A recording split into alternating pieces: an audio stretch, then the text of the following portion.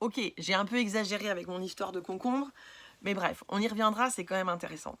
Pour l'instant, j'aimerais parler de ce que Dieu est en train de faire en ce moment, parce que je crois qu'on ne doit pas passer à côté. On est dans une saison où il y a quelque chose de spécial qui est en train de se passer. Dieu est en train d'essayer d'écrire une histoire avec nous.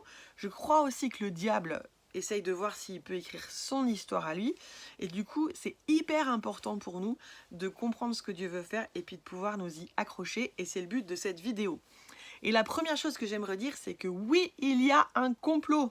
Il y a un complot contre toi, il y a un complot contre moi, il y a un complot contre chacun. Mais celui qui complote derrière tout ça, c'est pas juste un groupe obscur qui est caché dans un coin, c'est quelqu'un qui a été dénoncé là-dedans depuis longtemps, dans la Bible, c'est le diable. Le diable complote contre nous depuis très longtemps et il continue. Et le but de ce complot, c'est de nous détruire. Alors il a plusieurs manières de le faire. La première manière qu'il utilise en ce moment, c'est qu'il utilise cette pandémie, il utilise ce virus pour semer l'angoisse, pour semer la peur, pour semer la destruction, pour amener du chômage, pour amener de l'injustice et pour amener la mort dans certaines familles. Et à de la compassion dans nos cœurs pour tous ceux qui sont touchés par cette pandémie d'une manière vraiment tellement injuste. Elle est le fruit du complot du diable qui essaye de nous détruire.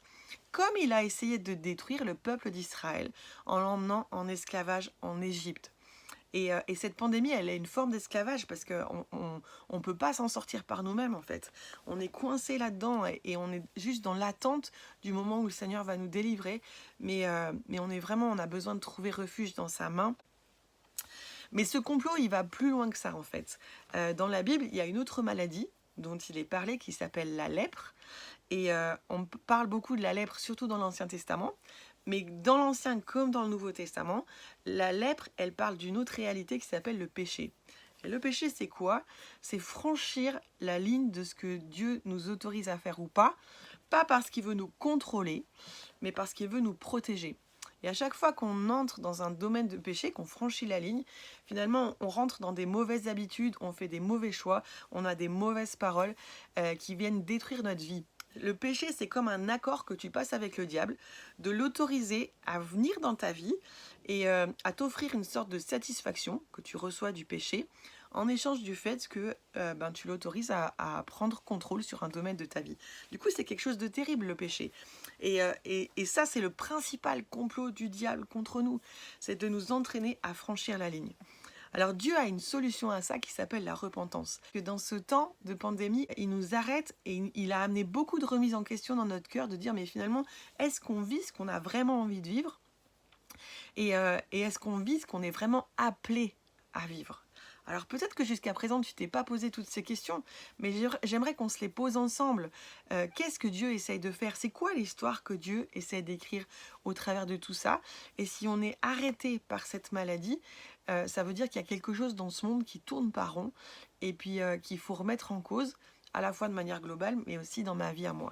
Et ça, c'est la repentance. Notre problème, c'est que souvent notre vision de la repentance, c'est ça. Dieu a tracé une ligne et il nous dit ne va pas de l'autre côté parce que si tu vas de l'autre côté, ça va te détruire. Alors nous, on essaye quand même de vivre avec lui, on essaye de lui obéir. De temps en temps, on franchit la ligne, on rentre dans des domaines de péché, on développe des mauvaises habitudes, on a des mauvaises actions. Mais après, on se sent un peu coupable. Donc qu'est-ce qu'on fait? On revient en arrière et on revient de l'autre côté de la ligne. Et pour nous, ça, c'est la repentance.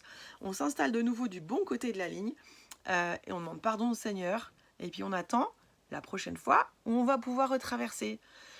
Et bien ça, c'est pas la repentance. La repentance, c'est qu'à un moment donné, cette position que tu as en face de la ligne, tu vas l'abandonner. Et au lieu de rester en face de cette ligne que tu regardes, et où tu regardes aussi ce qu'il y a de l'autre côté, de mauvais, mais aussi de bon, du plaisir, de la satisfaction que ça peut t'apporter, non, tu vas te détourner de la ligne, tu vas changer de direction, tu vas faire en sorte que tes yeux soient plus fixés sur cette ligne, et tu vas prendre une direction qui t'éloigne de la ligne. Ça, c'est la repentance. Mais sois honnête, souvent ce qu'on fait, et moi je le fais aussi, c'est qu'on s'installe juste du bon côté de la ligne, mais à 2 cm, pour être sûr qu'au moment où tu vas avoir envie de traverser, elle n'est pas trop loin et que tu vas pouvoir le faire. Et ben c'est un esclavage. Et Dieu veut nous libérer de cet esclavage. Il veut nous libérer de cet esclavage à nos mauvaises habitudes, à nos mauvaises paroles, à nos mauvaises actions, qui fait qu'on reste tout près du péché parce qu'en fait, il y a quelque chose qui est caché derrière et qui nous fait envie.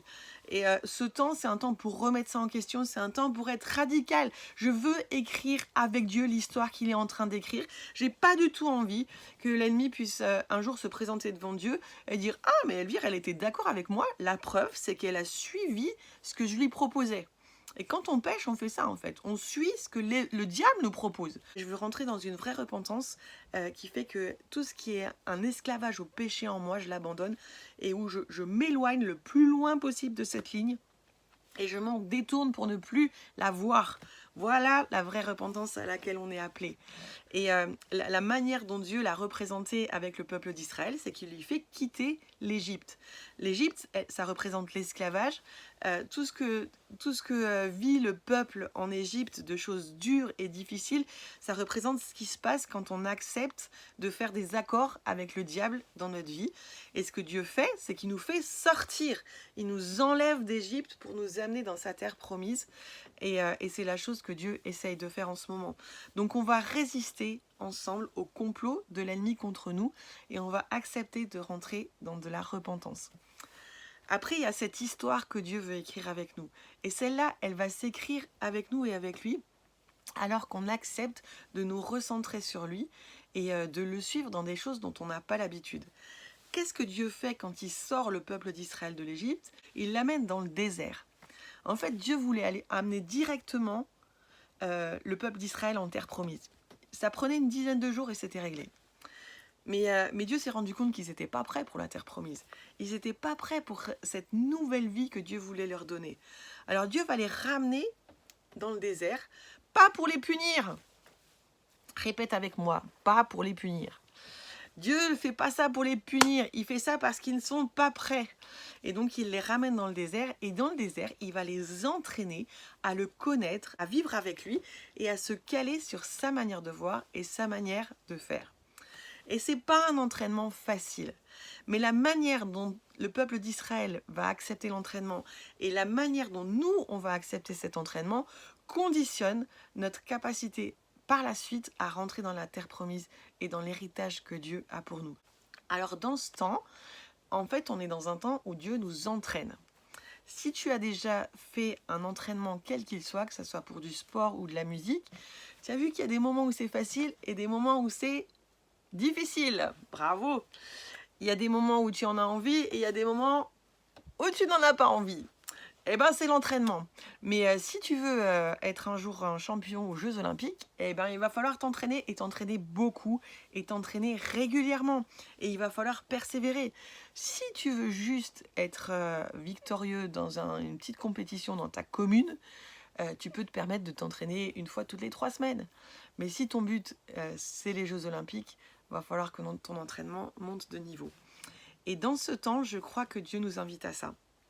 Peut-être que tu sens que c'est difficile, peut-être que tu sens que ça te demande beaucoup d'efforts, de développer des nouvelles habitudes, de marcher dans la repentance, de te recentrer sur Dieu, d'apprendre à être obéissant. Je ne vais pas avoir le temps de beaucoup en parler, mais être obéissant à ce que Dieu te demande. Ça nous demande des efforts. Les efforts, c'est normal. Et l'entraînement, c'est difficile.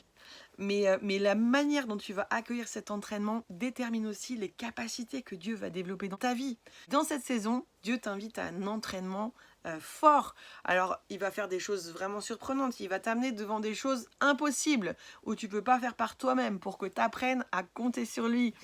Il va aussi te conduire vraiment à le chercher davantage. Et il va te conduire à persévérer pour arriver à changer des habitudes et à prendre des décisions qui soient justes, même si ça te coûte. Ça fait partie de l'entraînement et si tu le fais, ben tu vas aussi en recevoir la récompense. Répète après moi, pour chaque entraînement, il y a une récompense. Ça, c'est la classe, c'est la bonne nouvelle quand même. Et puis la dernière chose que j'avais envie de partager avec vous, c'est que dans cette histoire que Dieu veut écrire, il y a une nouvelle normalité. J'ai été défiée dans ces jours par une chose où je sentais que le Seigneur me disait « Elvire, mon but, ça n'a jamais été de ramener mon peuple en Égypte pour arranger un peu sa vie et lui permettre de rendre l'esclavage plus doux. » Et parfois, Et je reviens à mes concombres. On a un peu envie de ça en fait. On se dit que finalement, une vie qui demande moins d'efforts, moins d'entraînement, c'est plus facile. Et on pourrait presque préférer l'Égypte, mais en aménageant un petit peu les choses. On se construit une maison un peu plus grande, on fait en sorte de commencer un peu plus tard le matin, on s'arrange pour avoir un petit coin de jardin ensoleillé, mais on est toujours esclave et on est toujours en Égypte. Le but de Dieu, c'est que tu lâches tes concombres, que tu lâches l'Égypte et que tu avances avec lui jusque dans la terre promise. Ça veut dire qu'il y a une ancienne normalité qu'il va falloir laisser tomber. Au revoir! Il faut lui dire au revoir. Dis-le maintenant. Au revoir. Il faut laisser tomber l'ancienne normalité. C'est terminé en fait. Il y a une nouvelle normalité qui s'installe.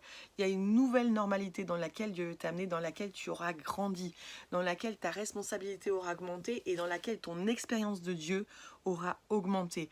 Et dans cette nouvelle normalité, il y a une autre manière de vivre qui reflète beaucoup plus le royaume de Dieu, qui reflète beaucoup plus la nouvelle création que tu es, qui reflète beaucoup plus le fait que tu es appelé à vivre avec Dieu d'une manière beaucoup plus radicale, beaucoup plus quotidienne, et à ce que Dieu devienne ton conseiller de chaque instant.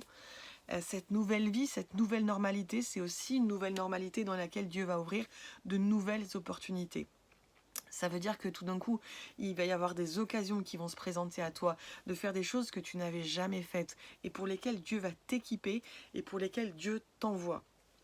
Donc il faut que notre nouvelle normalité ne soit pas une Égypte réarrangée, mais notre nouvelle normalité, c'est la terre promise. Et la terre promise, c'est un lieu de miracle, c'est un lieu de prodige, c'est un lieu de victoire, c'est un lieu où nous devenons des vainqueurs, c'est un lieu où Dieu s'installe avec nous, c'est un lieu où notre vie devient différente et où elle est le reflet de la gloire de Dieu, de la gloire qu'il a mis en nous, elle est le reflet de la présence de Dieu. Elle est une vie qui combine du naturel et du surnaturel. Elle est une vie que quand les autres la voient, au travers de nous, ils voient Dieu. Et je suis sûre que si tu écoutes cette vidéo, c'est qu'au fond de toi-même, tu en as envie. Alors quitte l'Égypte, dis-lui au revoir les concombres, et réjouis-toi de l'entraînement dans lequel tu es maintenant. Pour l'instant, peut-être la terre promise, c'est pas pour aujourd'hui, et peut-être pas tout à fait pour demain. Mais ça vient. Mais pour l'instant, on est au cœur de cet entraînement, et on veut suivre cet entraînement jusqu'au bout. On veut pas lâcher. Ne lâche pas! Dis avec moi, je lâcherai pas! Je lâcherai pas! Ne lâche pas! Abandonne la ligne, éloigne-toi de la ligne, ne reste pas sur la ligne. Et écris avec Dieu l'histoire qu'il veut écrire pour toi et aussi pour ton pays. Et je veux finir avec ça. Bravo d'avoir écouté jusque-là. La chose que Dieu veut faire, c'est qu'il veut écrire une histoire pour notre vie, mais il est intéressé par les nations. Il est intéressé par la Suisse, par la France, par la Belgique, tous ceux qui écoutaient. Il est intéressé par les pays francophones et il est intéressé par toutes les nations du monde. Et dans chaque nation, Dieu a un projet, il a quelque chose qu'il a envie de libérer et il a une manière dont il veut utiliser ton pays. Donc dans ce temps, c'est vraiment aussi un temps pour porter ton pays d'une manière spéciale et être aussi une lumière là où Dieu t'a appelé. Pour que dans l'endroit où tu te trouves, que ce soit la France, la Suisse, la Belgique ou une autre nation, Dieu puisse briller et puisse être vu et sa gloire soit libérée, les gens viennent au salut et son royaume puisse s'établir. Alors bon entraînement, courage, ça vaut la peine, accroche-toi, ne lâche pas. Et je prie que chaque jour, tu te rappelles que le meilleur est devant. Le meilleur est devant. Le meilleur est devant. Le meilleur est devant. Le meilleur est devant. Sois béni.